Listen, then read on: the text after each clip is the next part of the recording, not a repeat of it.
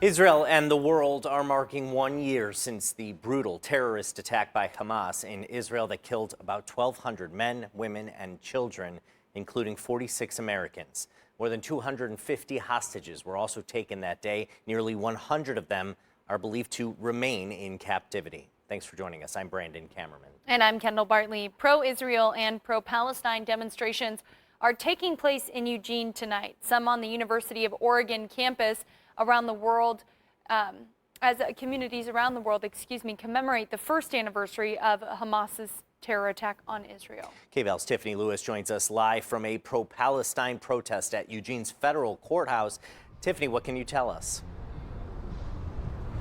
Hi, Brandon. So the protest hasn't begun quite yet. I'm still waiting for people to arrive, but I expect them to be here close to 5:30 later this evening. So today, students will mourn both the 1,200 Israelis and people that were killed in Israel on October 7th and the over 40,000 Palestinians that have been killed since then. This morning, I spoke with UO Students for Justice in Palestine and the Oregon Halal.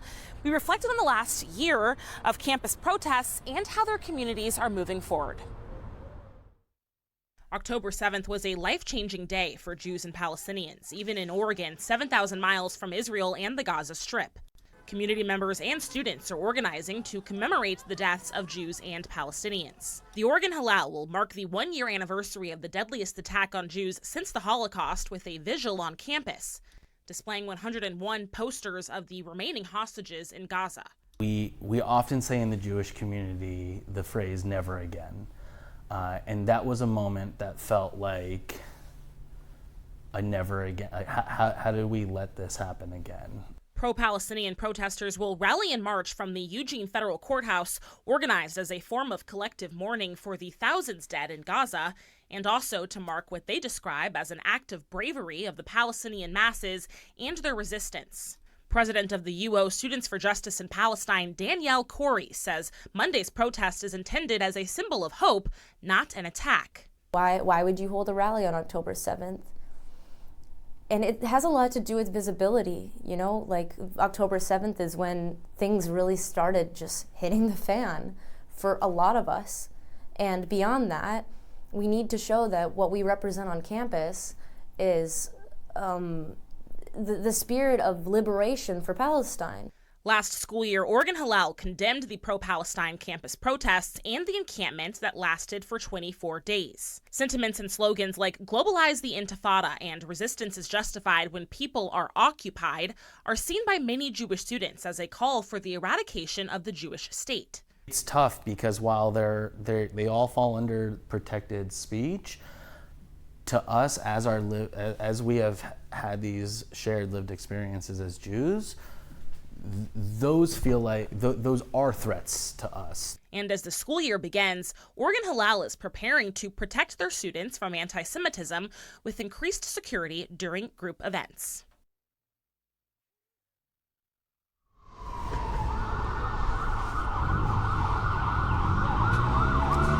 And Steinberg says on Thursday, September 26th, the Israeli flag at Hayward Field was torn down and graffiti was written at the base of the flagpole.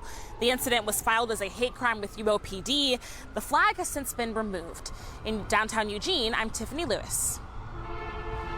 All right, thank you so much, Tiffany, for that report. And as Tiffany monitors those demonstrations locally across the country, we are seeing groups forming to recognize this anniversary. This includes those whose family members were directly impacted by the attack.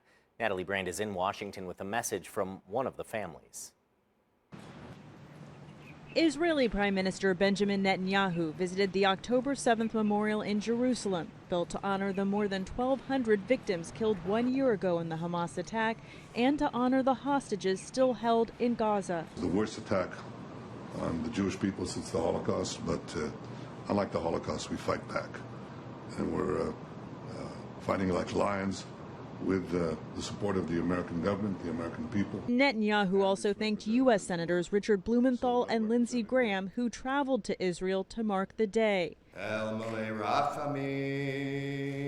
the White House, a rabbi led a prayer before President Biden lit a candle for the victims and their families. I can't believe that it's been a year. I mean, we're suffering, but I can't even imagine how much Omer is suffering. Yasmin Magal attended a remembrance on the National Mall in honor of her cousin Omer Nutra, an Israeli-American citizen and New York native who was one of about 100 hostages still being held in Gaza. What do you think is going to help bring back Omar and the other hostages who remain? I think the leaders of the world need to work together to get a deal. Sadly, we do have to make a deal with Hamas because this is the only way to get them back alive. As people in the Middle East fear a widening conflict, demonstrators in the region protested the year-long war that has also killed an estimated 40,000 Palestinians. Back at the memorial rally in Washington, Do you think that the Middle East can have peace? Of course. Bahram Faruzanfar, originally from Iran, says he's standing with Israel and praying for peace.